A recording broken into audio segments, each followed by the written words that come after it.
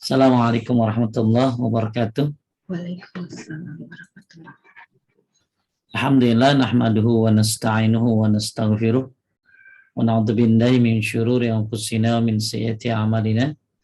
May yahdihillahu fala mudilla lahu wa may yudlil fala hadiya lahu.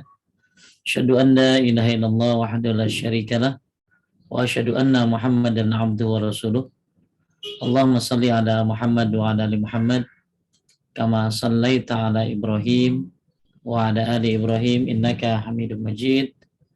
Allahumma barik ala Muhammad wa ala ali Muhammad kama barakta ala Ibrahim wa ala ali Ibrahim innaka Hamidum Majid. Amma ba'du fa inna asdaqal hadits kitabullah wa khairal hadi hadi Muhammadin sallallahu alaihi wasallam wa syarrul umur muhdatsatuha wa kullu muhdatsatin bid'ah wa kullu bid'atin dhalalah wa kullu dhalalatin finnar. Baik, minta izin 2 menit ya. Ada ini sebentar, ada trouble dikit. Sebentar. Kita ambil contoh nih, sholat malam nih. Anda kan Ulaika yal'anu. Apa ini? Kita ada teksnya. Tape-nya apa ya? Nggak ada nama pengajian nih. Lupa ini. Apa Ustaz? Coba tadi bisa tuh ada tuh. Terus ada. Baik Bapak Ibu sekalian muliakan Allah, kita belajar tentang satu kitab yang ibu-ibu yang mau kitabnya yang gratisan yang belum dapat silakan kontak ke panitia aja Japri ya. Kitabnya namanya Azab dan Nikmat Kubur, penentu selamat dan celakanya seorang di akhirat, disertai doa agar terhindar dari azab kubur, karya Abdul Latif Ashur. Buku yang kecil, buku saku tapi sangat bermanfaat agar kita semuanya bisa selamat di akhirat nanti. Bapak Ibu sekalian yang dimuliakan oleh Allah Subhanahu wa taala, kita sudah membahas kemarin ya, kalau di awal ini udah 3 pertemuan tentang pembahasan kitab ini. Pertama kita bahas tentang bagaimana proses seorang meninggal dunia. Ya. Dari syakaratul mautnya kayak apa, kita sudah bahas. Alhamdulillah, mudah-mudahan semuanya bisa mengambil pelajaran. Kemudian yang kedua, pertemuan kedua dari pembahasan kitab ini, kita bahas kemarin yaitu tentang diantaranya meninggalnya Nabi Muhammad Sallallahu Alaihi Wasallam. Dari mulai syakaratul mautnya, dia sebelum meninggalnya kayak apa, maka Nabi Sallallahu Alaihi Wasallam mengalami syakaratul maut berbeda dengan kita. Kalau Nabi ngangkat derajatnya, nah kalau kita mungkin menghapuskan dosa-dosa kita dengan sakitnya ketika syakaratul maut, itu sudah dibahas. Nah sekarang kita akan membahas tentang tidak akan diterimanya keimanan orang kafir saat kematian tiba.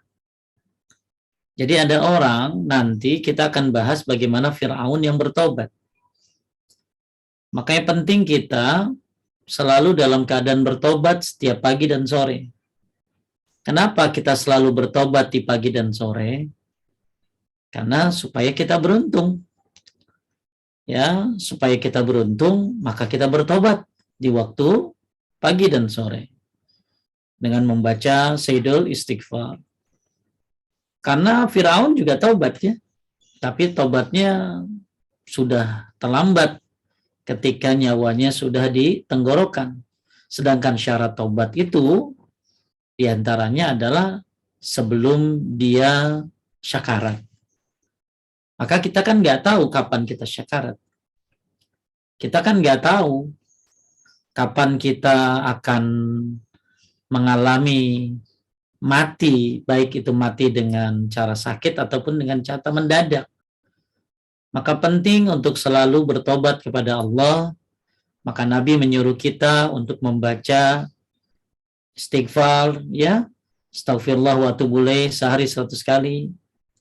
Banyak amalan-amalan yang diajarkan oleh Nabi yang menghasilkan ampunan-ampunan. Dari mulai pakai baju aja bisa nyebabin ampunan. Dari mulai habis makan aja bisa nyebabin ampunan. Ya, habis sholat kita disuruh istighfar.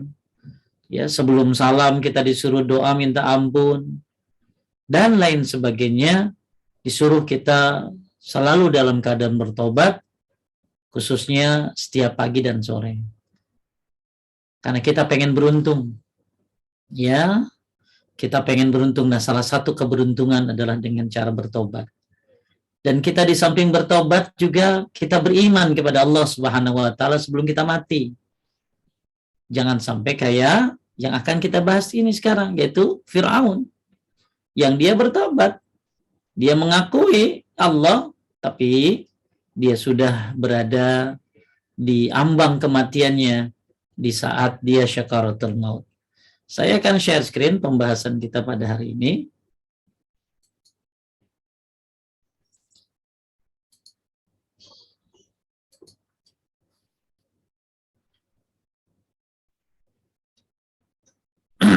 Kelihatan?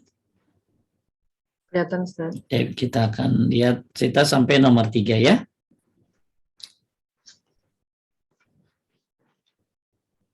Tidak akan diterima keimanan orang kafir saat kematian tiba.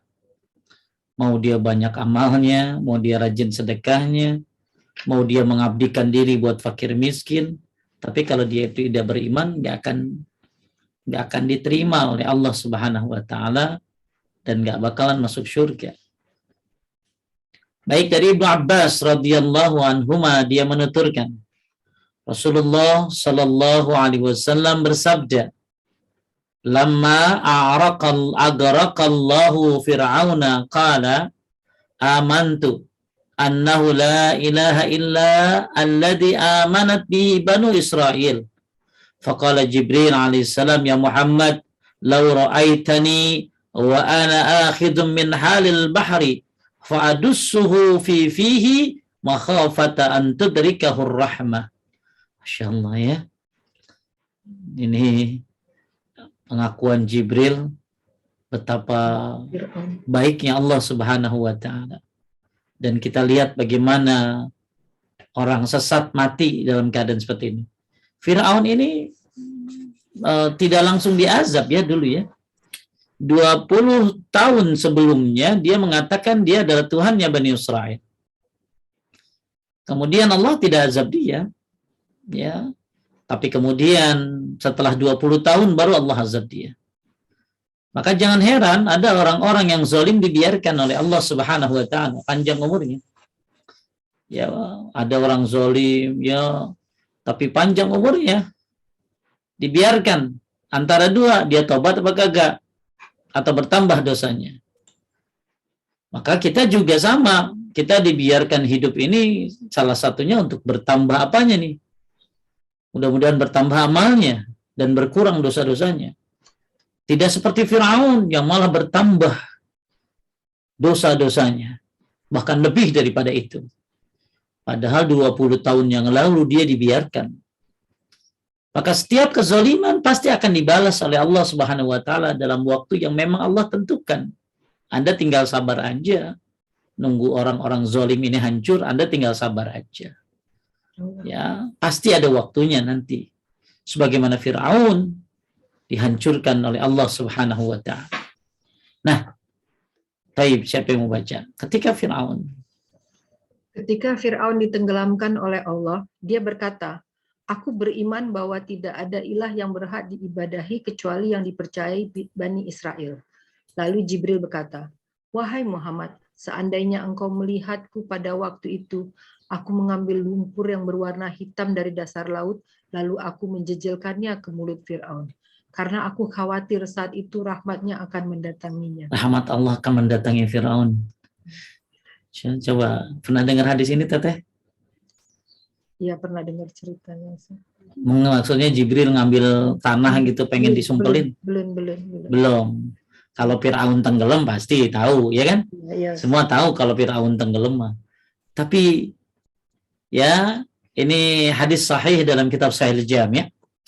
Jadi ketika Fir'aun ditenggelamkan oleh Allah Subhanahu wa taala, dia ngomong, Aku beriman bahwa tidak ada ilah yang berhak diibadahi kecuali yang dipercaya oleh Bani Israel. Dia taubat, lagi syakaratnya dia taubat. Dia mengakui Allah Subhanahu wa taala. Ya, biasa kan orang kalau kepepet juga begitu kan ya. Ya, orang tuh kalau kepepet juga begitu. Makanya ta'arraf ilallah fir raha ya'arifka fi syiddah. Ingat Allah lagi senang, jangan ingat Allah lagi susah. Ya, ingat Allah tuh lagi senang, maka Allah akan mengingat kamu tatkala susah. Kalau orang susah ingat Allah ya wajar. Ya Firaun aja ingat. Ya, orang kalau lagi susah kan ya Rabb ya. Jangankan kita, Firaun aja ingat sama Allah kok. Lagi kepepet. Makanya jurus kepepet begini nih jangan sampai jadi kebiasaan kita. Kita ingat Allah lagi senang, ya kita ingat Allah juga lagi susah. Nah, ketika Firaun ditenggelamkan oleh Allah Subhanahu wa taala, ternyata dia mengakui akan Allah Subhanahu wa taala. Ya. Masalah dia terlepas jujur atau tidaknya kita nggak tahu ya. Karena yang tahu dia benar-benar dia cuma Allah Subhanahu wa taala. Tapi masalahnya dia mengakui itu ketika syakaratul maut. Ketika syakaratul maut dia mengakui. Makanya ada satu kata ulama salaf mengatakan bahwa manusia paling jujur itu sebenarnya adalah ketika mengalami syakaratul maut. Coba Anda lihat. Ya, Firaun kan jujur berarti. Sebenarnya dia mengakuin Allah. Walaupun lagi kepepet diucapin, lagi syakarat, dia jujur tuh ngomong. Ya, dia bilang ya bahwa aku beriman bahwa tidak ada ilah yang berhak diibadahi kecuali yang dipercaya Bani Israil. Dia beriman kepada Allah. Nah, manusia kata ada ulama salaf mengatakan itu jujur memang ketika mengalami syakaratul maut. Coba lihat, ada orang nggak pernah, siapa yang pernah lihat? Ya, ada coba ibu komen deh. Ada orang di chatting, ada orang yang mau meninggal, sebelum meninggal dia ngomong, maafin aku ya. Ya, bahkan keluar semuanya. Rahasia. Pengakuannya, rahasianya. Baik, kudu sabar aja ya kita ya. Gitu. Bapak mau jujur. Kenapa Pak? Ya harus sabar. Kalau keluar semuanya tuh, ya nggak usah dicekek. Bentar lagi meninggal. Ya, dia akan jujur. Ya, yang punya hutang akan jujur dia. Maka manusia paling jujur adalah manusia ketika mengalami syakaratul maut. Bahkan dia ungkapkan rahasia-rahasianya yang menjadi beban dia. Oleh karena itu, Firaun jujur bahwa dia mengakui Allah. Cuma masalahnya, dia bertobat ketika nyawanya sudah sampai tenggorokan, dan ini tidak diterima tobatnya karena salah satu syarat tobat adalah sebelum sampai tenggorokan. Ada yang bisa jawab apa syarat tobat? Ada yang bisa jawab apa syarat tobat? Yuk. Ada yang tahu? Syarat-syarat tobat ada yang tahu? Ya, coba. Saya perasaan pernah ngasih enggak? Menyesali dosa gitu. Coba ada beberapa syarat tobat sebentar. Ini sebelum. Nah, ini kenapa kita disuruh rajin tobat? Karena sebabnya ini, ya. Coba baca kita. Masuklah di waktu pagi sebagai orang yang bertobat, dan masuklah di waktu sore sebagai orang-orang yang bertobat. Mengisyaratkan bahwa seorang mukmin tidaklah sepatutnya masuk di waktu pagi dan petang, melainkan di atas tobat. Karena dia tidaklah mengetahui kapan dia akan dikejutkan oleh kematian Di waktu pagi atau maupun sore hari. Maka barang siapa masuk di pagi hari atau sore hari tanpa bertobat, sejatinya dia berada di atas sebuah bahaya, karena dia dikhawatirkan akan berjumpa dengan Allah tanpa bertobat. sehingga akan dikumpulkan ke dalam kumpulan orang-orang yang zalim. Allah berfirman, wa may yatub faulaika humudz zalimun, dan barang siapa yang tidak bertobat, maka mereka itulah orang yang berbuat zalim. Maka alhamdulillah yang udah punya kebiasaan baca syedul istighfar setiap pagi dan sore. Ya, terusin tuh. Ya, istiqomahin. Karena penting bertobat di waktu pagi dan sore. Malah kalau bisa bukan hanya waktu pagi sore aja, setiap hari kita dalam keadaan tobat. Nah, kenapa tidak diterima tobatnya Firaun? Karena Firaun tobat tatkala berada di saat-saat terakhirnya. Nah, oleh karena itu penting, kata Allamah Ibnu Utsaimin rahimahullah mengatakan, wajib bagi seorang untuk segera bertobat karena dia tidak tahu kapan kematian akan menjemputnya secara tiba-tiba. Betapa banyak manusia yang meninggal secara mendadak dan tiba-tiba, maka bertobatlah engkau kepada Allah sebelum hilangnya kesempatan. Ya. Nah, oleh karena itu Bapak Ibu sekalian yang dimuliakan Allah, di antara syarat tobat adalah yang disampaikan oleh ulama, dikumpulkan oleh para ulama, di antaranya adalah ketika salah satunya dia bertobat sebelum nyawa sampai di kerongkongannya. Nah, oleh karena itu sebelum kita bahas tentang panjang lebar tentang masalah ini, kita harus ini dulu ya, untuk tahu bahwa betapa pentingnya tobat setiap pagi dan sore. Kenapa kita disuruh istighfar sebelum sahur, kenapa kita disuruh istighfar setelah sholat, kenapa kita disuruh bertobat beristighfar sebelum salam. Banyak sekali waktu-waktu beristighfar, dan berapa banyak amal-amal yang menyebabkan ampunan. Di antaranya ya dari doa habis makan itu menyebabkan ampunan. Taib, kita lanjutkan. Ini kebalik.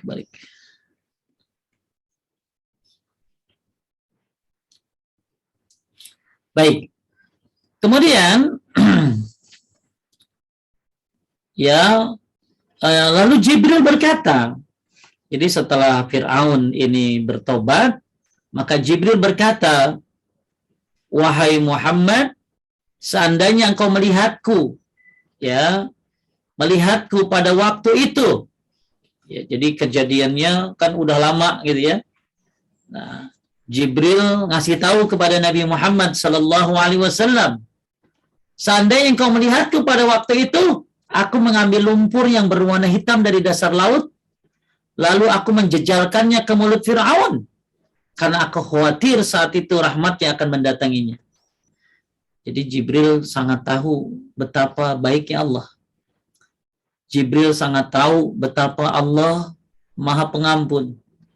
Sampai ada manusia yang membunuh 20.000 manusia saja. Di dalam surat Al-Buruj, Allah masih menunggu tobatnya. Sedangkan kita gimana? Kita nggak pernah ngebunuh kan? Pasti rahmat Allah jauh lebih berhak buat kita.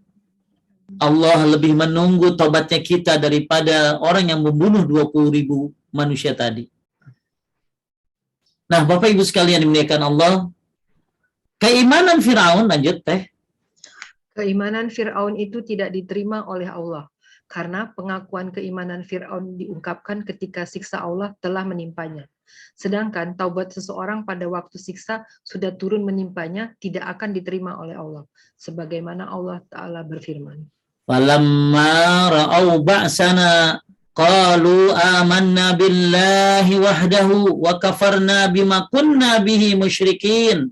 Falam yaku yanfa'uhum imanuhum lamma ra'au ba'sana sunnatallahi allati qad khalat fi ibadihi wa hasira hunalikal kafirun.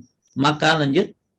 Maka tak kala mereka melihat azab kami, mereka berkata, kami beriman hanya kepada Allah saja, dan kami kafir kepada sembahan-sembahan yang telah kami persekutukan dengan Allah.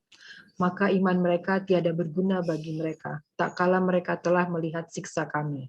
Itulah sunnah Allah yang telah berlaku terhadap hamba-hambanya. Dan di waktu itu binasalah orang-orang kafir. Baik.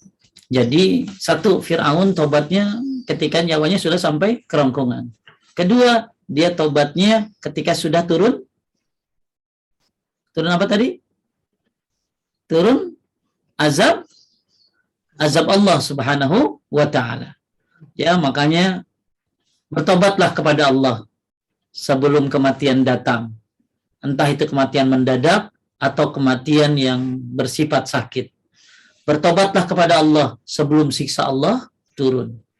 Ini ayat menyebutkan bahwa tatkala mereka melihat azab kami, mereka berkata, kami beriman hanya kepada Allah saja dan kami kafir kepada sesembahan yang telah kami persekutukan dengan Allah. Maka iman mereka tidak berguna bagi mereka tatkala mereka melihat siksa kami. Itulah sunnah Allah yang telah berlaku terhadap hambanya di waktu itu, binasalah orang-orang kafir. Maka Bapak Ibu sekalian muliakan Allah, ya penting untuk menjaga tobat kita setiap hari. Karena kita tidak tahu kematian akan datang. Karena kita tidak tahu azab Allah akan datang.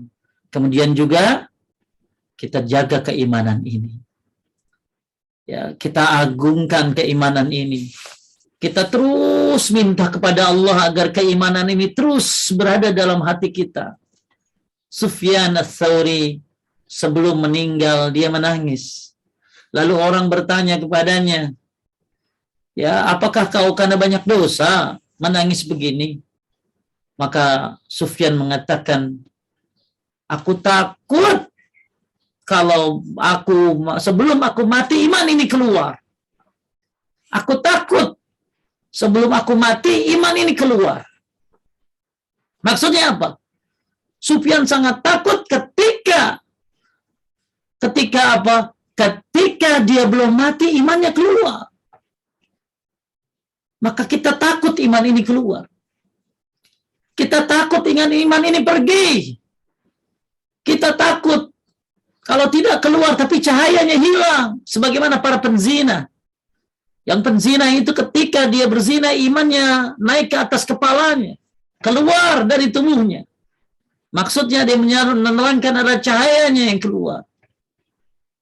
Maka kita jaga keimanan ini. Jangan sampai keimanan kita muncul ketika azab Allah turun. Jangan sampai keimanan kita ini muncul ketika nyawa sudah sampai ke tenggorokan. Maka tingkatkan keimananmu dari sekarang. Takutlah iman ini cepat keluar dari tubuh ini ketika nyawa ini masih ada. Jadi kalau iman kita keluar nyawa masih ada, ya berarti berarti hal yang buruk. Maka itu yang ditakutkan oleh Sufyan Tsauri. Dia takut iman ini keluar sedangkan nyawanya masih ada, sedangkan dia masih hidup. Kalau dia mati iman dia karena Bapak Ibu sekalian dimuliakan oleh Allah Subhanahu wa taala. Dalam sebuah perkataan ulama salaf disebutkan bahwa tanah binatang akan menggerogoti tubuh kita nanti di kuburan, tapi mereka tidak bisa menggerogoti iman kita. Maka iman ini harus terus dijaga. Bagaimana cara menghidupinya, bagaimana cara menjaganya. Nah, ini yang akan kita coba lebih dalam bahas tentang bagaimana pentingnya menjaga keimanan. Jangan sampai seperti yang terjadi pada Fir'aun. Taib menjaga iman dan memperbaharuinya. Imam Al-Hakim dan At-Tabrani meriwayatkan bahwa Nabi sallallahu alaihi wasallam bersabda, "Innal imana la yahluku fi jawfi ahadikum kama yahluku as-sawf. Fas'alullaha ayyujaddidal imana fi qulubikum." Siapa yang baca? Di saya, Ustaz. Sesungguhnya iman benar-benar bisa menjadi usang di dalam tubuh seorang dari kalian, sebagaimana usangnya pakaian. Maka memohonlah kepada Allah supaya memperbaharui iman di hati kalian. Taib. Apa maksudnya, Dina? Maksudnya iman kita tuh naik turun, Ustaz. Jadi kadang-kadang harus tetap diminta kepada Allah untuk tetap diganti dengan iman yang lebih baik. Taib. Jadi iman ini udah kayak apa tadi? Iman ini suka lecek. Iman ini suka usang. Ya, iman ini suka apa? Ya, suka turun. Maka sebagaimana usangnya pakaian, baju suka usang kan? Iya, Ustaz. Baju suka usang, baju suka lecek. Maka memohonlah kepada Allah supaya memperbarui iman di hati kalian. Masya Allah. Allah majaddidil iman fi qalbi. Ya Allah, perbaharuilah iman yang ada dalam hatiku. Firaun menyebutkan kata iman sebelum meninggalnya.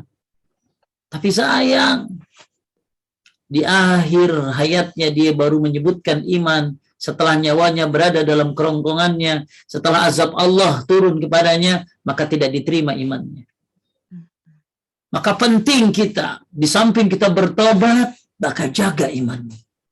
Minta kepada Allah agar memperbaharui imanmu setiap hari. Dalam hadis lain, beliau Rasulullah Sallallahu Alaihi Wasallam bersabda, tidak ada satu hati pun kecuali di sana ada mendungnya, seperti mendung yang menutupi rembulan. Jika saat rembulan bercahaya tiba-tiba mendung menutupinya, maka gelaplah, dan jika mendung itu menyingkir darinya, rembulan pun bercahaya. Masya Allah, kiasan yang indah ya. Jadi maksudnya apa? Kata Nabi Sallallahu Alaihi Wasallam dalam hadis yang diriwayatkan oleh Nuaim, ya, di dalam kitab Al-Hilyatul Auliya yang disahihkan oleh Syalbani, mengatakan tidak ada satu hati pun kecuali di sana ada mendungnya. Hati ini suka ada mendungnya. Seperti mendung yang menutupi rembulan. Di saat rembulan bercahaya, tiba-tiba mendung menutupinya. Masya Allah ya. Imannya lagi bercahaya, datang mendung, tertutup gitu. Nah, ini mungkin kiasan bahwa manusia kadang imannya turun, kadang imannya naik. Jika saat rembulan bercahaya, tiba-tiba mendung menutupinya, maka gelaplah. Dan jika mendung itu menyingkir darinya, rembulan pun akan bercahaya lagi. Maka pertanyaannya, sering mendung nggak hati iman ini di hati kita? Sering turunkah? Atau lebih sering naiknya? Maka kita harus menjaga, ya, iman itu yazid wa yankus, bertambah dan berkurang, bertambah dengan ketaatan dan berkurang karena kemaksiatan. Maka poin daripada cerita tentang hadis, ya, dalam kitab Azab dan Nikmat Kubur ini yang ketiga tentang Firaun adalah bagaimana menjaga keimanan. Iman sangat-sangat Allah berikan luar biasa kepada kaum muslimin sebagai sebuah pemberian yang patut disyukuri. Dan berapa banyak manusia-manusia yang mencari keimanan, tapi kita masih lalai dengan keimanan ini, tidak diurus. Harusnya kita semuanya sadari bahwa iman adalah hadiah yang Allah berikan kepada kita. Maka harusnya kita buka, kita perhatikan. Ya, kita buka tuh hadiah, kita perhatikan. Kita urus, kita jaga. Jangan dibiarkan, apalagi nggak dibuka. Taib, ini suatu kiasan tentang bagaimana ada mendung di dalam iman seseorang. Mudah-mudahan ibu-ibu nggak banyak mendungnya, ya, nggak banyak mendungnya.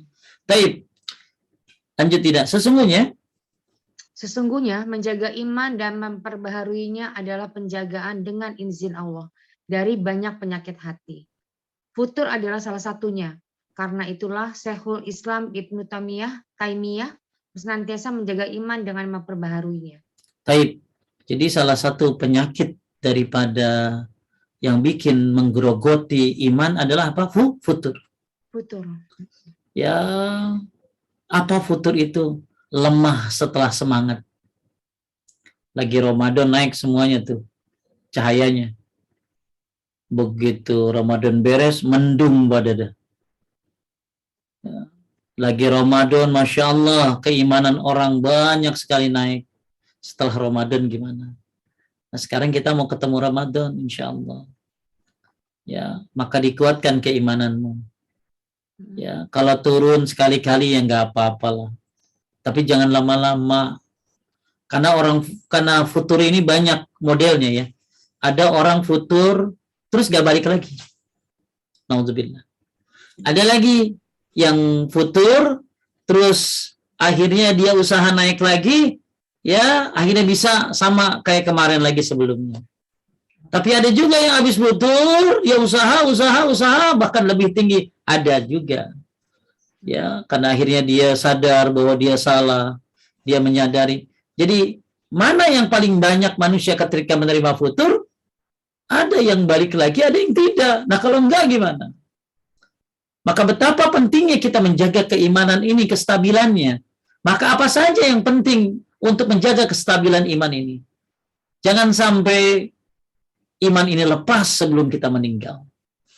Taib, sehubungan dengan firman Allah, ya ayyuhalladzina amanu, wahai orang yang beriman. Innal ladzina taqaw idza massahum ta'if minas syaitani tazakkaru fa idzahum mubsyirun. Sesungguhnya orang-orang yang bertakwa apabila mereka dibayang-bayangi pikiran jahat dari syaitan, mereka pun segera ingat kepada Allah, maka ketika itu juga mereka melihat kesalahan-kesalahannya. Disinilah iman akan bertambah dan terjaga. Diyazdadu imanan ma imanihim, untuk menambah keimanan atas keimanan mereka. Famal ladzina amanu fazadathum imanan, adapun orang beriman maka ya surat ini menambah imannya. Baik, nanti kita akan belajar tentang bagaimana cara menambah iman. Nah, ini salah satu cara tanda kuatnya iman. Lanjut. Bismillah. Salah satu tanda kuatnya keimanan seseorang. Amarah akan membawa pemiliknya kepada ucapan yang tidak benar dan perbuatan yang tidak adil. Sehingga barang siapa yang tidak mengatakan kecuali kebenaran dalam keadaan marah atau ridho, maka itu menunjukkan kuatnya iman dia dan kemampuan dia dalam mengontrol dirinya. Jadi kalau Dina, siapa lagi Gita, siapa lagi Dewi, pengen tahu kuatnya iman apa kagak? Lihat, lagi marah. Ya, ketika marah, barang siapa yang lagi marah, ya, dia tidak mengatakan kecuali kebenaran dalam keadaan marah atau ridho, maka ini menunjukkan kuatnya iman. Dia ada kemampuan dalam mengontrol dirinya. Bisa nggak? Lagi marah? Ya sudah Mbak, sabar ya. Ya udah, diberesin aja piringnya ya. Berapa piring yang pecah? 100 Bu. Oh, nggak apa-apa ya. Udah. Masya Allah ya. Coba orang kalau lagi marah kan suka ngomong apa aja. Orang lagi marah suka nggak kontrol. Maka siapa yang pengen tahu imannya kuat atau tidak? Ini salah satu salah satu yang disebutkan oleh Ibnu Rajab adalah dengan apakah dia bisa mengontrol dirinya ketika dia marah. Paham ya? Ya. Kita bisa? Bismillah, Ustaz, insyaallah. Ya, supaya nggak marah nggak usah ada pembantu. Ya, insyaallah. Ibu-ibu ya, jadi kata Ibnu Rajab. Kita mau ngomongin iman nih, karena yang kita bahas nih tentang bagaimana Fir'aun beriman di saat matinya. Ya, tapi nggak diterima oleh Allah. Kenapa? Karena lagi sakaratul maut imannya. Kemudian juga begitu turun azab Allah, nggak diterima imannya. Maka kita jangan sampai terlambat seperti Firaun. Jangan sampai kita begitu melihat azab Allah baru bertobat, baru beriman.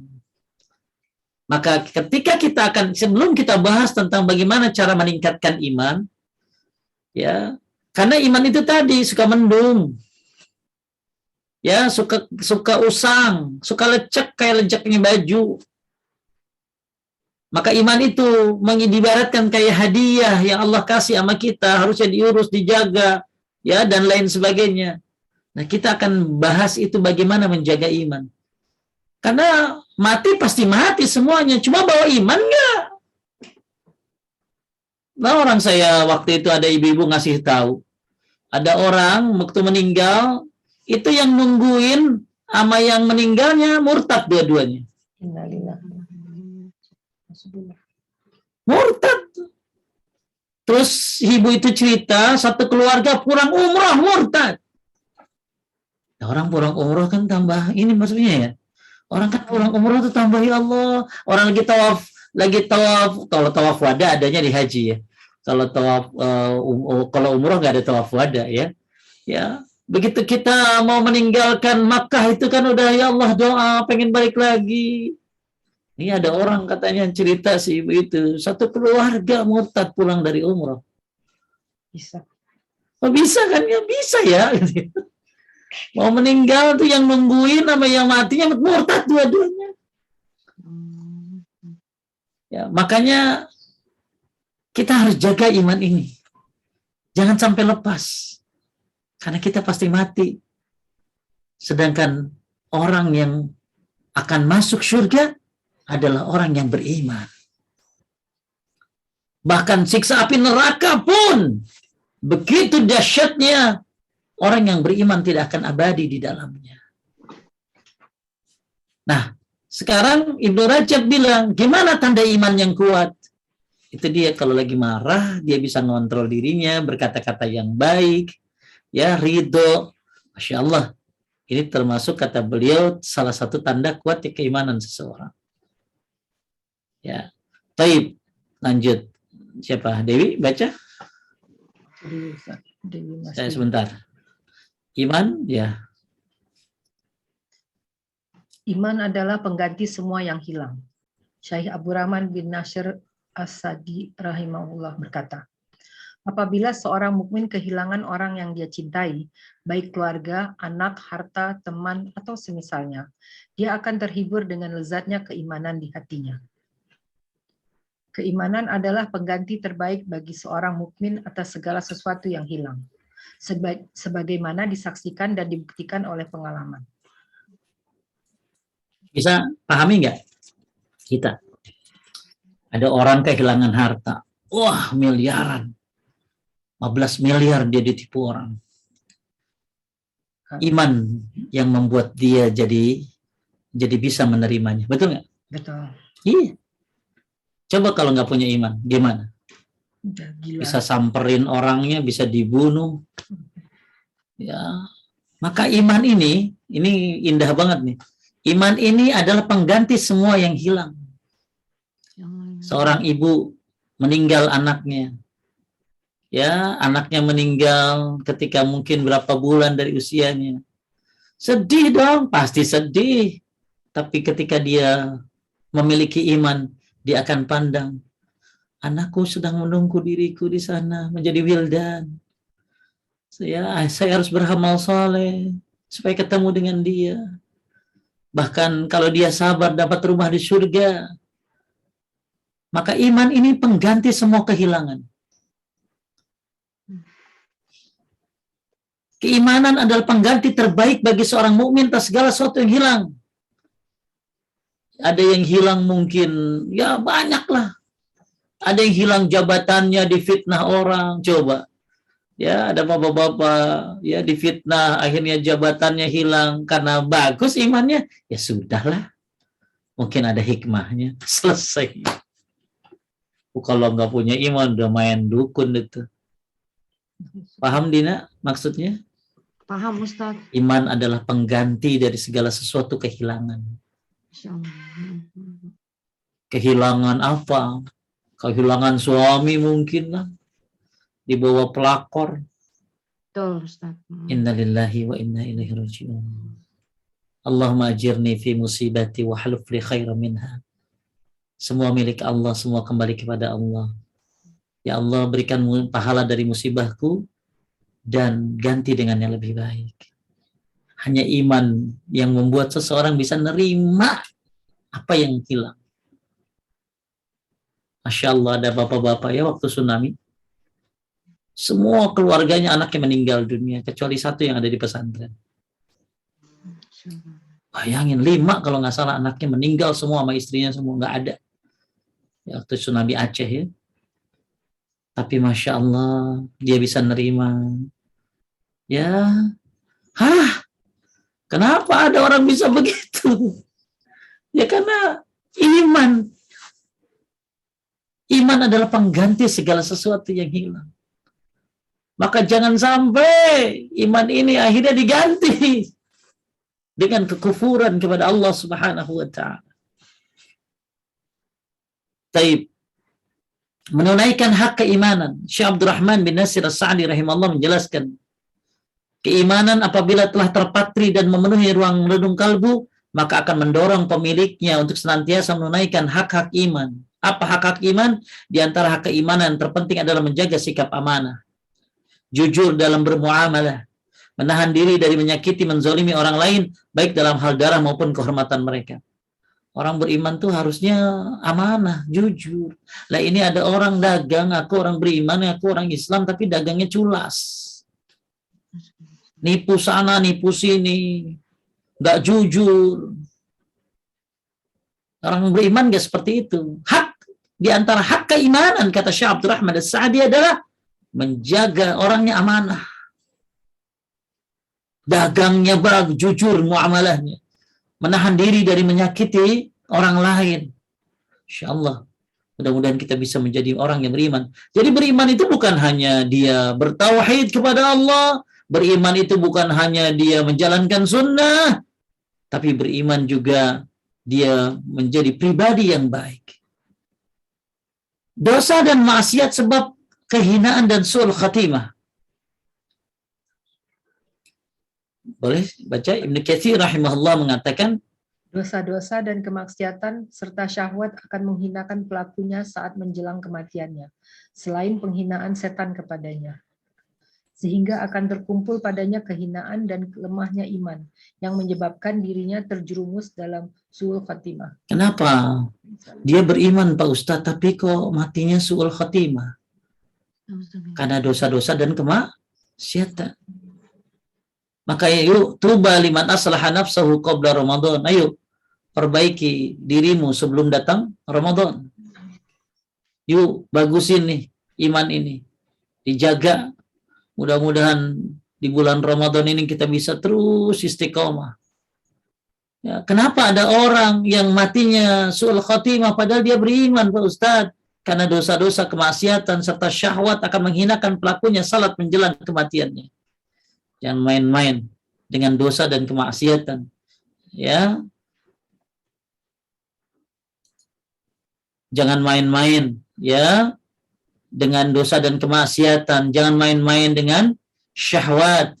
Ya, ini akan menghinakan pelakunya nanti ketika kematian akan datang.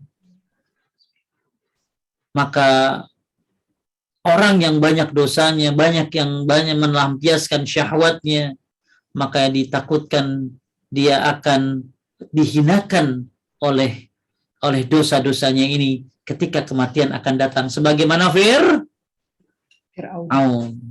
Fir'aun dosanya kayak apa? Ngaku Tuhan lagi. Dia naik ke tinggi tangga tuh, dia panah tuh. Dia panah Allah katanya. Terus burungnya, panah dia kena burung. Wah, Tuhan sudah mati. Tapi Allah nyuruh Nabi Musa tetap ngapain? Dakwah dengan kata-kata yang baik. Bahkan doa Nabi Musa yang tenar, Rabbi srahli sadri wa yassirli amri wahlul 'uqdatam min lisani yafqahu qawli. Maka hati-hati, inilah sebab Fir'aun su'ul khatimah. Di samping dia memang tidak beriman, maka kita yang beriman hati-hati dari dosa-dosa. Kita yang beriman hati-hati dari syahwat. Jangan kau jual negeri yang begitu abadi dengan syahwat yang sebentar saja. Syahwat itu kan sebentar. Ya, makanya kata Ibnu Qayyim, orang bodoh adalah bai'ul hayatid daimati fin na'imil mukim bilazzatin sa'atin tabqa sukutuha sebentar saja dan penyesalan yang berlanjut. Kata Ibnu Qayyim, orang bodoh adalah dia yang menjual bai'ul hayatid daimati fin na'imil mukim. Dia jual kehidupan yang abadi, dia jual surga yang begitu indahnya bisahwatin sa'atin, dengan sahwat yang cuma sedikit doang, sahwat yang cuma sebentar saja, yang menyebabkan dia menyesal dan penyesalannya panjang. Maka jangan kau jual surgamu dengan sedikit sahwat yang sebentar tadi. Baik, kita akan bahas hal-hal yang bisa meningkatkan keimanan. Ada banyak pembahasannya, tapi kurang lebih saya singkat seperti ini. Ada 13 kiat agar kokoh di atas iman. Ya, Syekh Salim bin Aid al-Hilali dalam Bahjatun Nadirin, Syarah Riyadhus Shalihin memberikan kiat-kiat agar kokoh di atas iman sebagaimana berikut. Yang pertama, menolong agama Allah. Ya, dalilnya adalah ya ayyuhalladzina amanu in tansurullaha yansurkum wa yutsabbit aqdamakum. Hai orang-orang yang beriman, jika kamu menolong agama Allah, niscaya Dia akan menolongmu dan meneguhkan kedudukanmu. Ini apa yang disebut dengan menolong agama Allah, Pak Ustadz? Jalankan perintahnya, jauhi larangannya. Apa perintah Allah? Banyak. Apa larangan Allah? Banyak. Ya, maka ketika kita pengen, ya Allah, aku pengen, dia kan suka nanya, apa sih, bagaimana sih Pak Ustadz supaya iman ini kokoh? Ini jawaban yang pertama, menolong agama Allah. Bagaimana menolong agama Allah ini? Ya, maksudnya adalah jalankan perintahnya, jauhi larangannya. Apa perintah Allah, ya jalanin. Apa yang dilarang, ya tinggalin. Ini cara supaya iman ini naik, kokoh. Yang kedua, memiliki iman yang kokoh. Gimana tuh? Allah berfirman, yusabbitullahu alladhina amanu bil qawli tsabit fil hayati dunya wa fil akhirah wa yudhillullahu adh-dhalimin wa yaf'alullahu ma yasha. Artinya, lanjut. Allah meneguhkan iman orang-orang yang beriman dengan ucapan yang teguh itu dalam kehidupan di dunia dan di akhirat. Dan Allah menyesatkan orang-orang yang zalim dan berbuat apa yang Dia kehendaki. Allah meneguhkan iman orang yang beriman dengan ucapan yang teguh. Maksudnya apa? Ya, diantara dia menafsirkan, dia nih nanti orang beriman nih, ya bisa menjawab pertanyaan munkar dan nakir.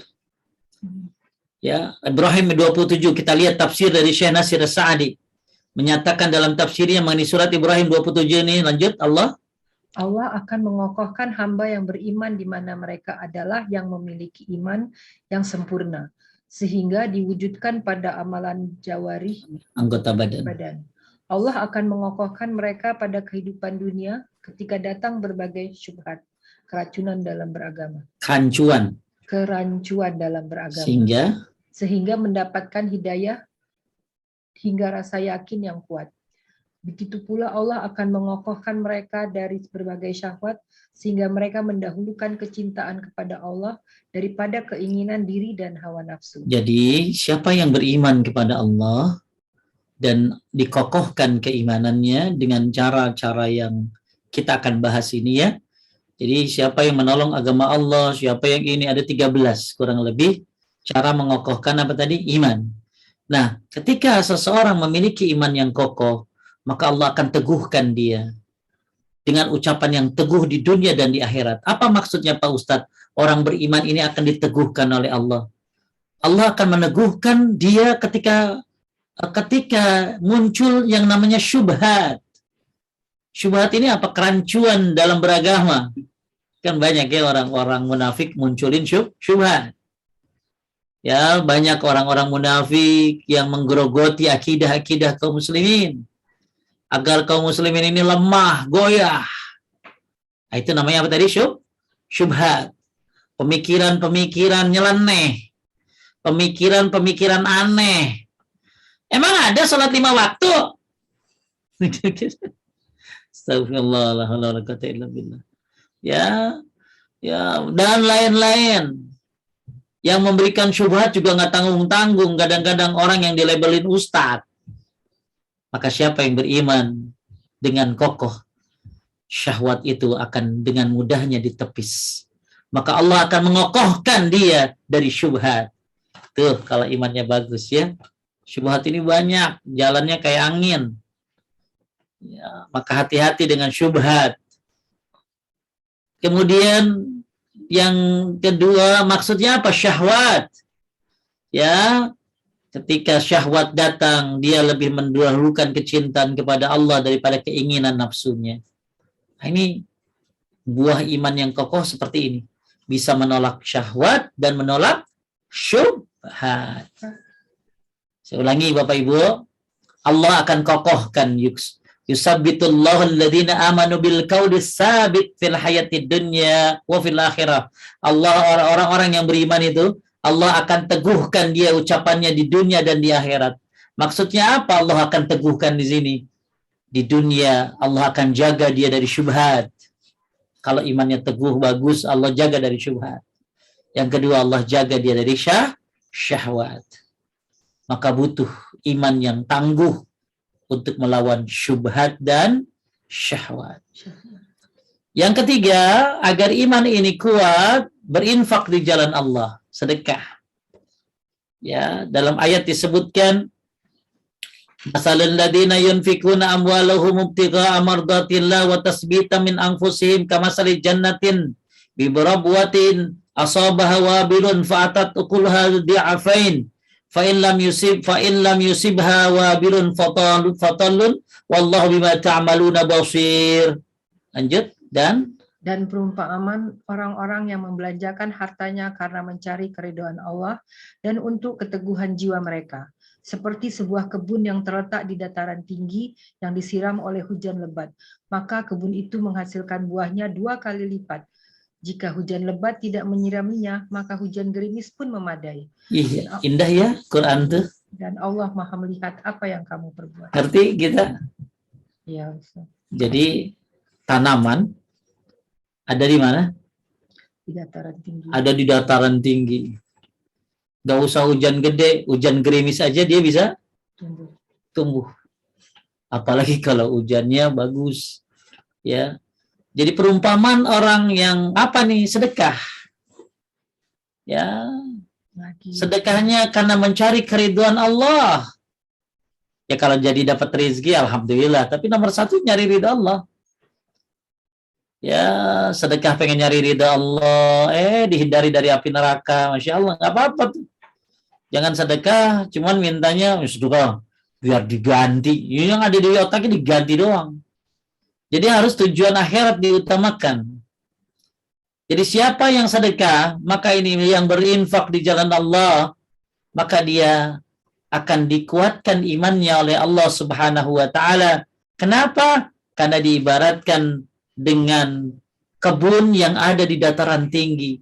Gak usah hujan deras, hujan gerimis aja itu tumbuhan tetap tumbuh. Apalagi ketika hujannya deras, maka tumbuhannya akan makin lebat lagi. Nah, ini bagi mereka orang-orang yang rajin sedekah, maka Ibnu Taimiyah bilang sedekah itu udah kayak peperangan.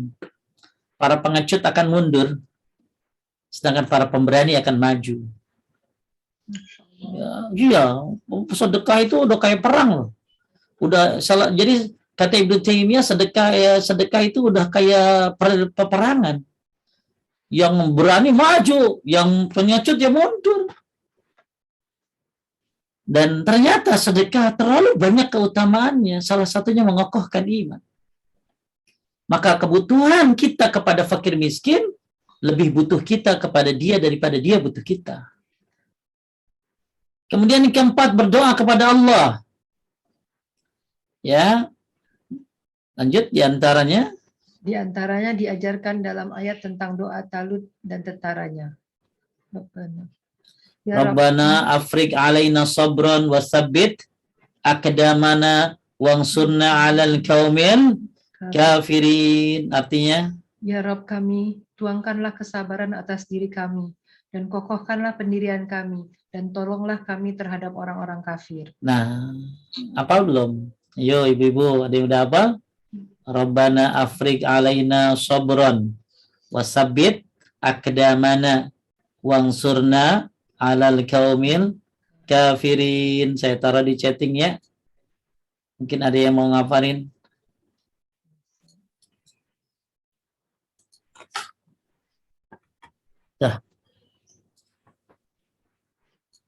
Ya baca Bu. Rabbana afrig alaina sabran wasabbit aqdamana wansurna 'alal qaumil kafirin. Ya, termasuk tadi doa Allah majaddidil imana fi qalbi. Ya Allah, ya perbaharuilah iman yang ada dalam hatiku. Kelima, agar iman ini kuat, mengerjakan yang ma'ruf, meninggalkan larangan Allah.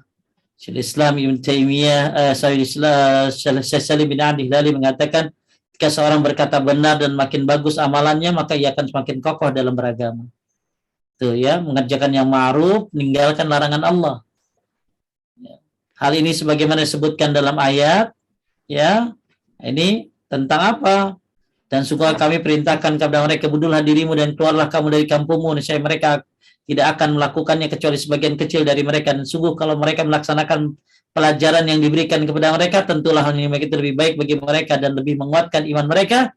Dan kalau demikian, pasti kami berikan kepada mereka pahala yang besar dari sisi kami.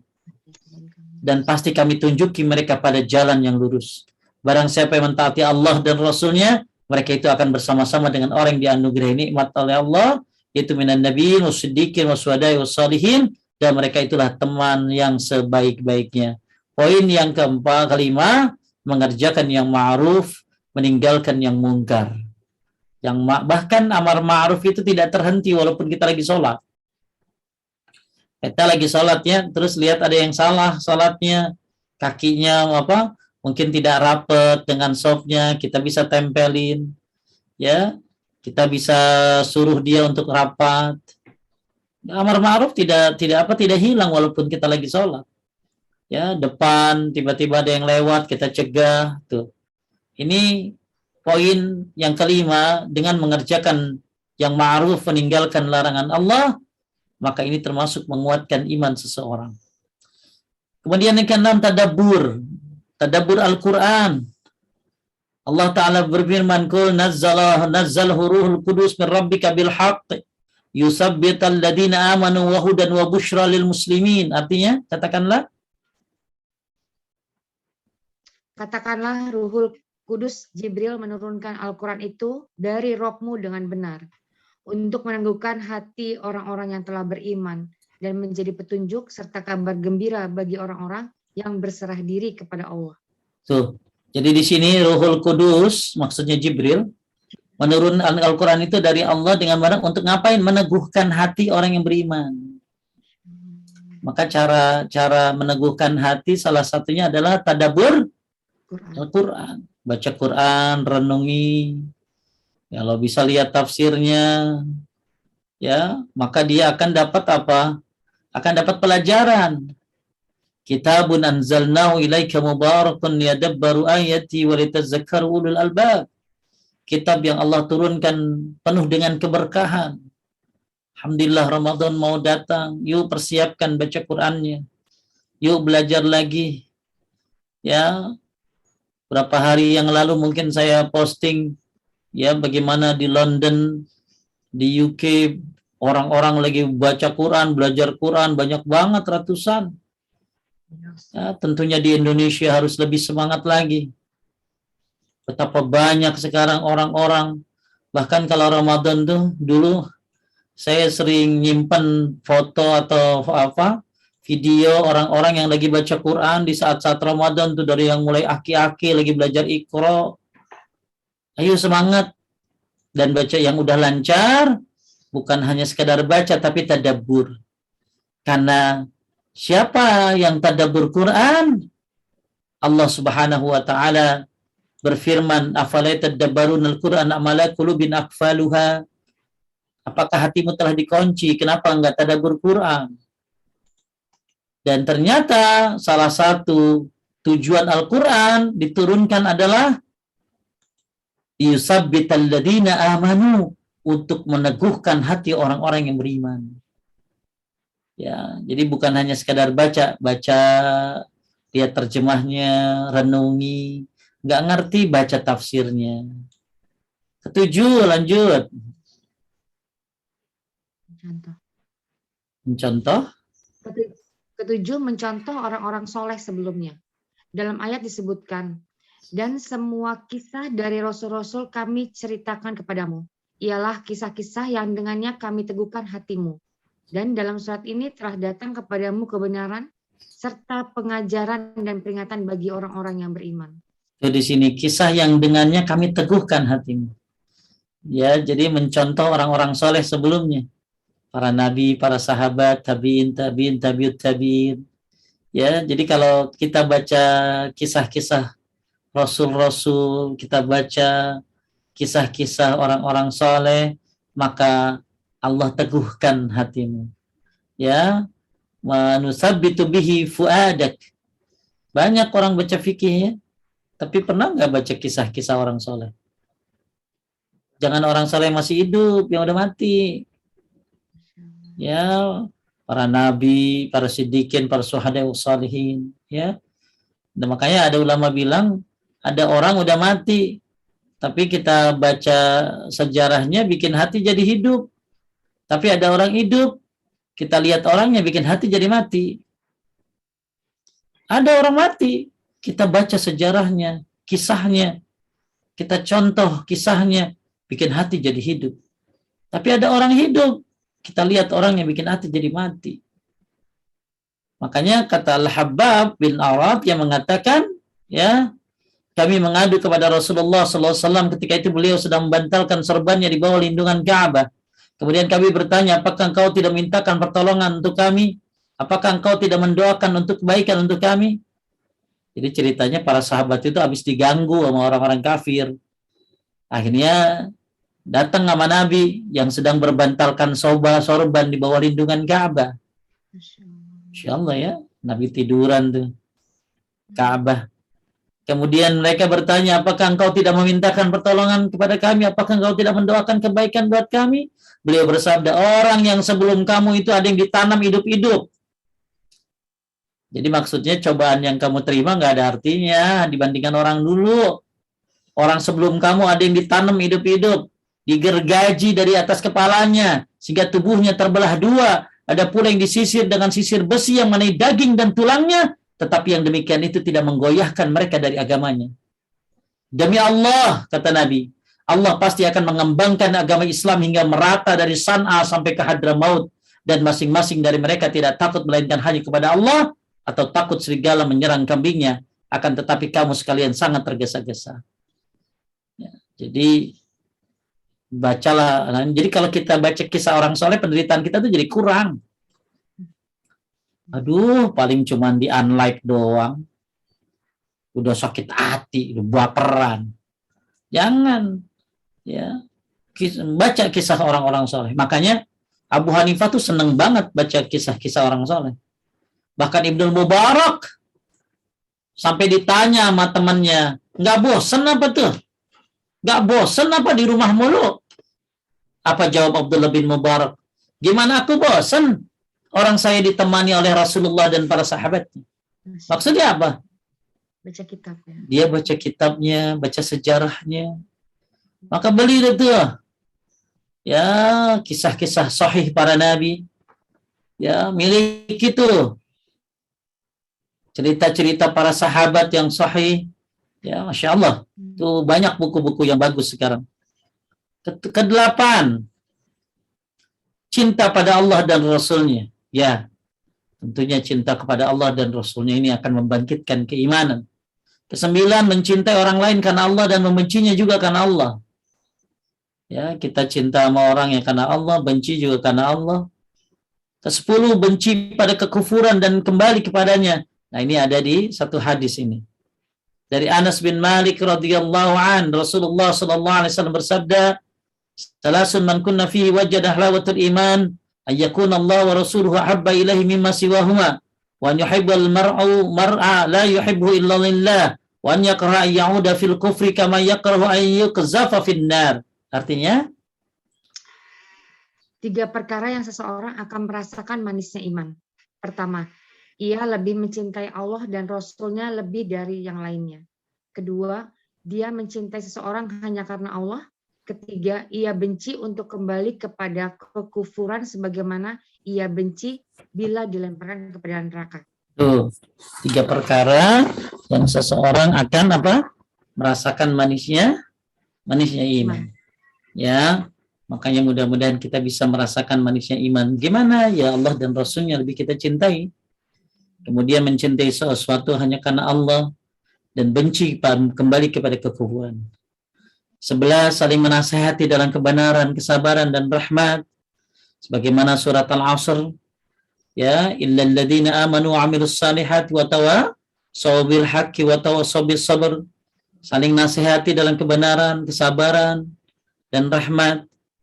Ya, kemudian rajin berzikir kepada Allah. Kenapa? Istiqomahkan zikir habis sholat.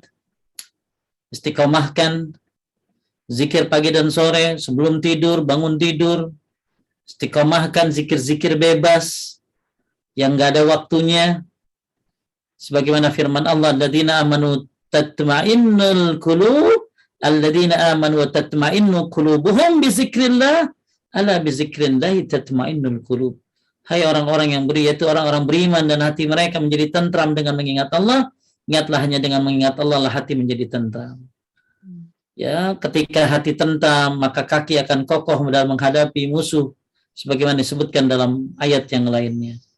Kemudian ke-13 harus diyakini Islam itu jalan hidup yang benar. Walladzi arsala rasulahu bil huda wa dinil haq liyudhhirahu 'alad dini kulli walau karihal musyrikun. Dialah yang telah mengutus rasulnya dengan membawa petunjuk Al-Qur'an dan agama yang benar untuk menangkannya atas segala agama walaupun orang musyrikin tidak menyukainya. Inilah 13 tips agar iman menjadi kokoh. Yang ke-13 saya dari bawah, harus diyakini Islam jalan hidup yang benar. Jangan ragu dengan Islam. Terlalu komplit agama ini. Terlalu indah agama ini. Kemudian yang ke-12, rajin berzikir kepada Allah Subhanahu wa taala. Jangan main-main dengan zikir-zikir yang syar'i ya. Ini pasti mengokohkan iman. Kemudian yang ke-11 saling menasihati dalam kebenaran, kesabaran dan rahmat. Kemudian yang ke-10 benci pada kekufuran dan kembali kepadanya. Kemudian ke-9 mencintai orang lain karena Allah dan membencinya pun juga karena Allah. Kemudian cinta kepada Allah dan Rasulnya. Kemudian yang ke-7 mencontoh orang soleh sebelumnya. Ke-6 tadabbur Al-Quran. Kemudian ya, yang ke-5 mengerjakan yang ma'ruf dan meninggalkan larangan-larangan Allah. Berdoa kepada Allah.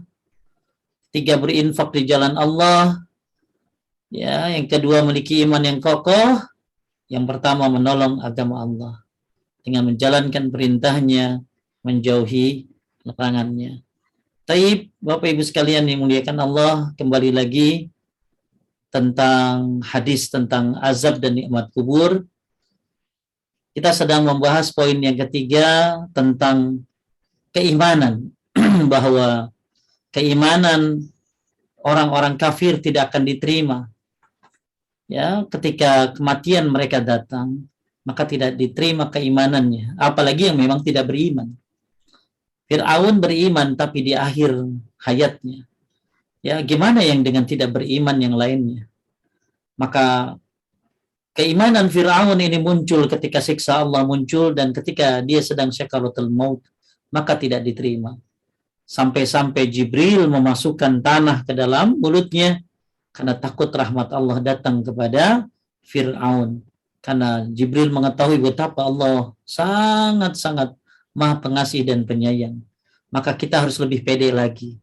Tapi pede yang dibarengi dengan ilmu. Pede yang dibarengi dengan iman dan takwa. Taib, mungkin ada yang mau nanya. Mudah-mudahan poin nomor 3 ini menjadikan kita lebih kuat lagi imannya. Mudah-mudahan dengan pembahasan ini kita jadi lebih hati-hati dari syahwat dan syubhat. Dengan pembahasan ini rajin-rajin kita menjaga iman, rajin-rajin kita bertobat agar kita dimatikan dalam keadaan iman dan bertobat. Jadi lanjut, mungkin ada yang mau nanya, silakan. Ini ada pertanyaan Ustadz. Ahwan izin bertanya Ustadz, bolehkah kita membacakan Sayyidul Istighfar untuk kedua orang tua kita yang sudah tiada? Syukran jazakumullah. Bukan begitu mintain istighfar, mintain ampun maksudnya. Jadi ibu baca Sayyidul Istighfar ya buat ibu ya. Kalau yang mati itu dimintain ampun. Maksudnya istighfar buat yang mati itu adalah memintakan ampun. Ya. Jadi bukan ibu bilang astagfirullah buat orang tua saya, astagfirullah buat orang tua saya. Ya Allah, Allah man tarabbi la ilaha illallah, saya niatkan buat orang tua saya. Bukan begitu. Jadi yang disebut dengan memintakan istighfari waladika laka, karena anakmu meminta ampun buat kamu, maksudnya anakmu istighfar buat kamu, maksudnya memintakan ampun. Ya, memintakan ampun. Makanya bisa dengan Ibrahim 41, Rabbana gfirli wali walidayya walil mu'minin. Ya, itu cara atau dengan Allah maghfirlil muslimina wal muslimat, atau secara khusus Allah maghfir abi, ya Allah marham abi. Jadi yang penting bagi mereka itu adalah ampunan dan rahmat. Ya, jadi jangankan ngirimin sayyidul istighfar ya. Yang ngirimin baca Quran aja terjadi perbedaan pendapat. Karena liyunzira man kana hayyan. Al-Quran itu peringatan buat yang hidup. Jadi kalau yang mati ya didoain aja. Lanjut. Bismillah, semoga Ustadz selalu dalam perlindungan Allah Subhanahu wa Ta'ala. Ustadz minta izin bertanya, apakah kita diperbolehkan menyiapkan tanah kuburan kita sendiri seperti membeli tanah kafling di San Diego atau tempat lain dengan tujuan agar tidak merepotkan anak nantinya? Ya, setahu saya boleh. Kalau ada sahabat Nabi bahkan menyiapkan kain kafannya. Umar bin Abdul Aziz pernah menyiapkan tempat kuburannya. Ya, akan tetapi yang nggak boleh adalah berlebihan. Ya, berlebihan ya, mahal harganya. Ya, sampai ya ratusan juta. Ya, lebih baik itu Anda sedekahkan aja duitnya. Lalu Anda cari yang biasa aja. Lagian kalau kuburan bagus-bagus emang yakin selamat di bawah?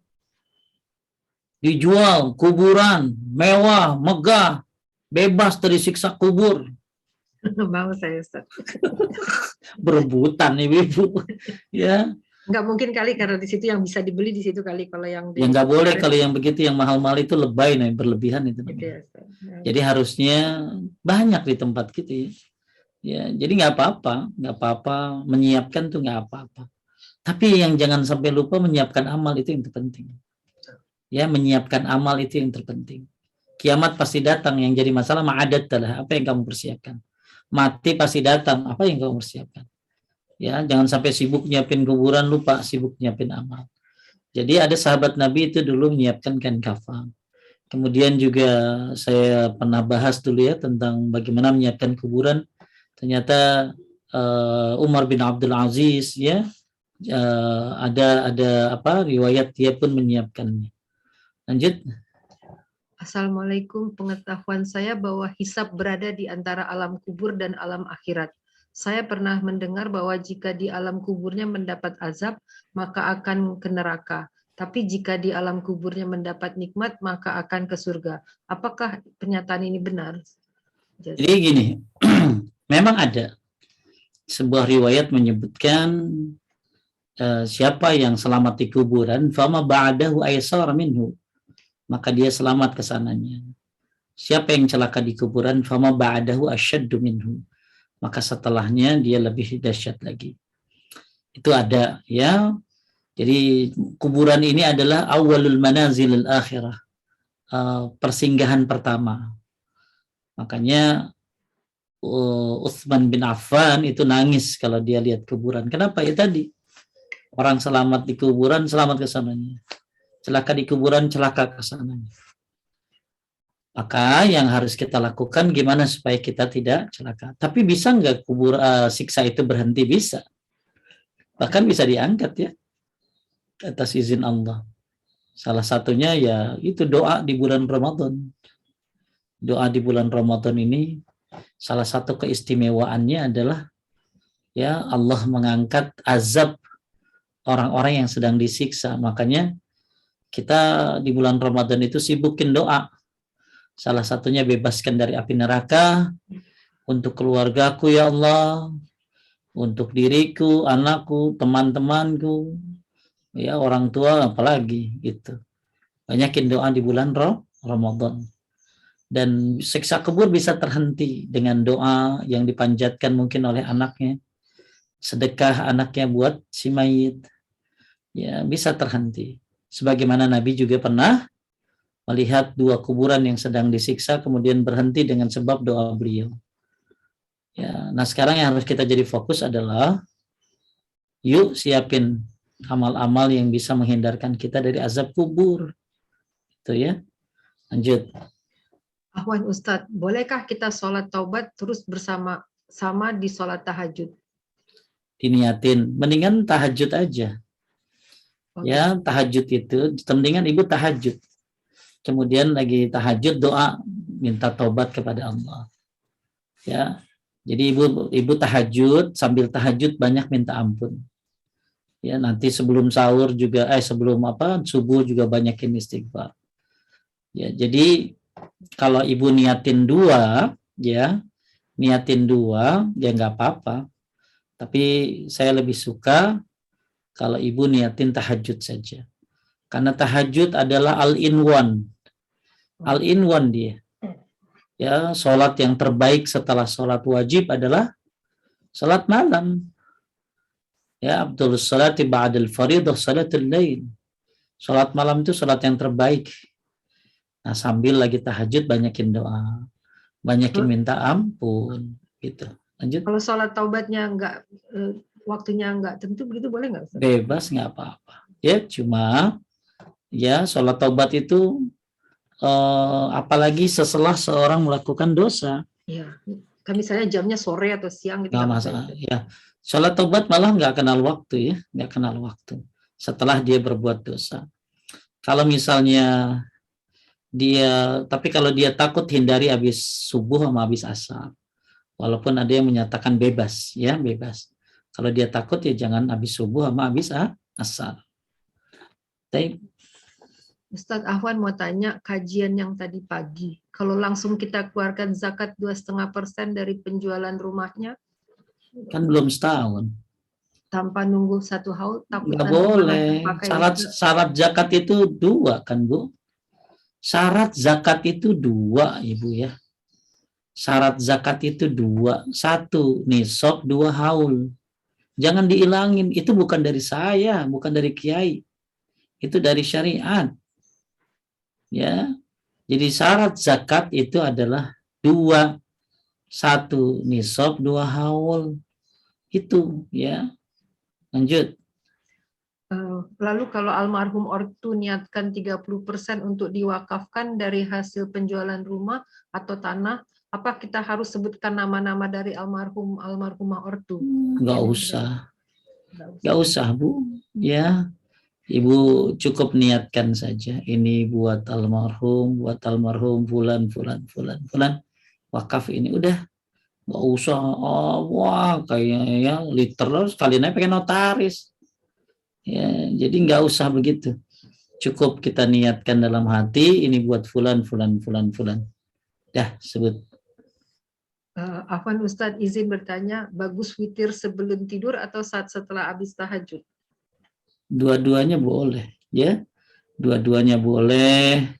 Sering dibahas ini mah ya. Sering dibahas. Jadi gini Ibu. Kalau Ibu mampunya, kalau tak Ibu capek, ya, kalau Ibu mungkin kayaknya nggak sempat nanti malam, ya habis Isya.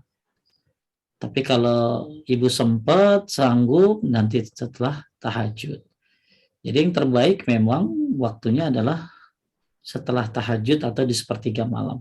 Kalau dia sanggup. Kalau nggak sanggup, capek, dengan habis Isya. Ya. Izin bertanya, jika membiasakan sedekah setiap hari, kemudian dikumpulkan dalam jumlah tertentu baru diserahkan sesuai keinginan, apakah itu diperbolehkan? Gimana? Jadi membiasakan sedekah setiap hari, kemudian dikumpulkan dalam jumlah tertentu, baru diserahkan sesuai keinginan. Ya nggak bisa lah, sedekah mah nggak bisa dikumpulin sendiri.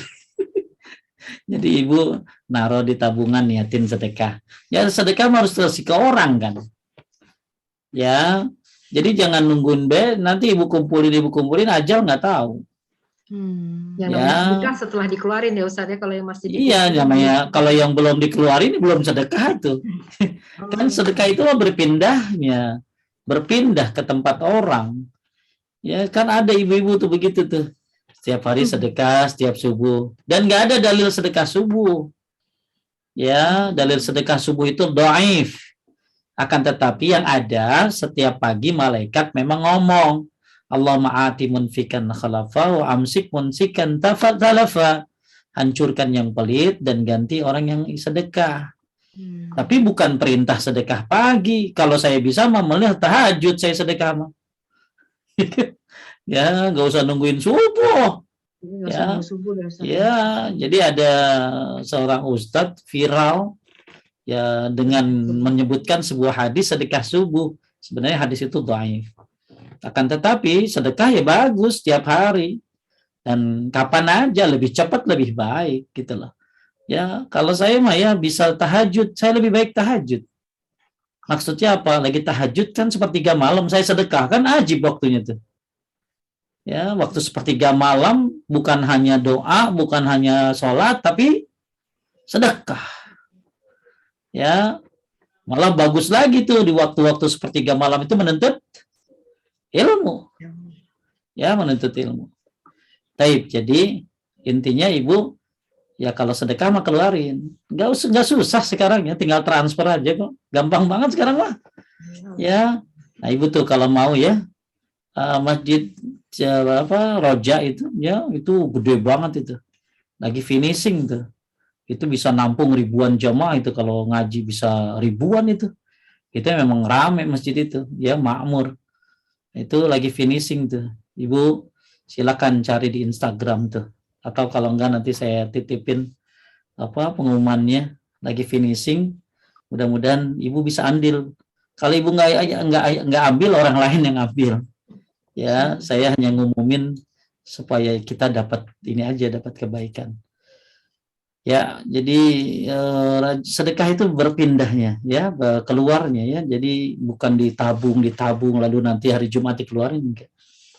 Ya, lanjut.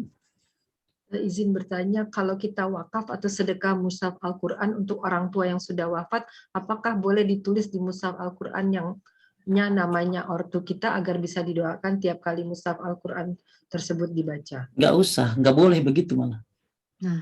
Anda ngasih nggak ada harapan doa. Jadi kalau ngasih nggak boleh berharap dapat sesuatu. Yang ngasih, kita tuh ngasih harapannya tuh ridho Allah. Jadi maksudnya gini, kan banyak orang sedekah, terus doain ya biar saya dapat biar saya kan ada orang jadi gini, yang namanya balasan itu hanya milik Allah dan doa termasuk balasan. Maka ada ulama salaf menyebutkan nggak boleh minta doa kalau Anda memberi seseorang, karena berarti Anda mengharapkan balasan dari orang, bukan dari Allah. Jadi kalau Anda nulis punya mushaf, kosongin aja. Ya.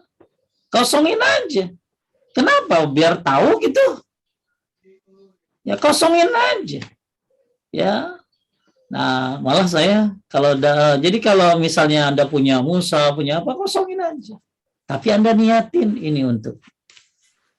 Nggak ada di mushaf catatannya dong Pak Ustadz. Ada di sisi Allah catatannya. Gitu.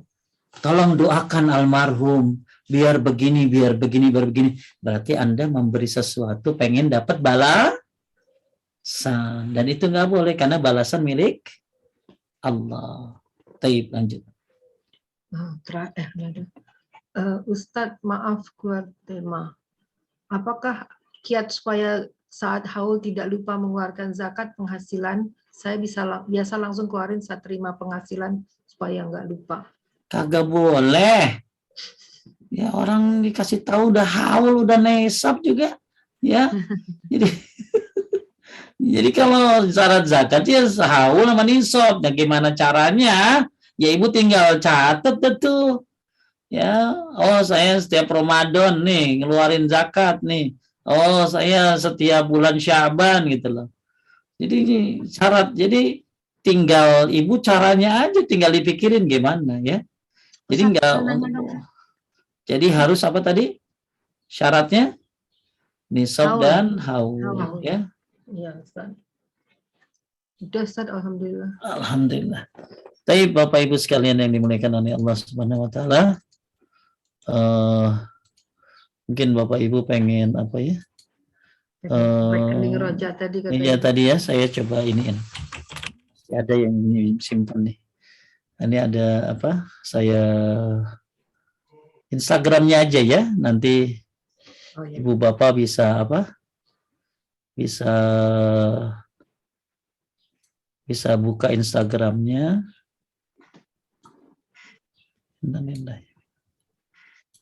Sebentar ya Allah, ini mouse-nya nih. Ustaz, tambahannya boleh nggak? Ya buruan. Jadi kalau tadi masa tentang zakat Ustaz, misalnya kan kita khawatir, jadi zakat itu kalau kita tidak sudah ada ajalnya sebelum 1 tahun, berarti kita nggak berdosa ya Ustaz ya? Kalau tidak bayar zakat yang itu. Ya enggak lah, kan belum masuk haulnya berarti.